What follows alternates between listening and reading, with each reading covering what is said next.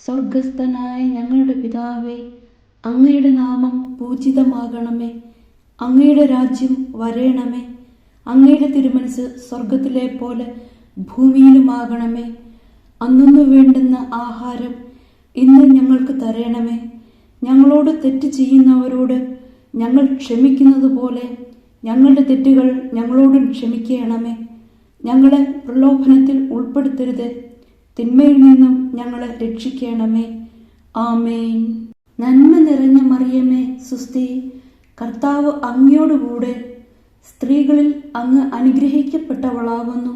അങ്ങയുടെ ഉദരത്തിൻ ഫലമായ ഈശോ അനുഗ്രഹിക്കപ്പെട്ടവനാകുന്നു.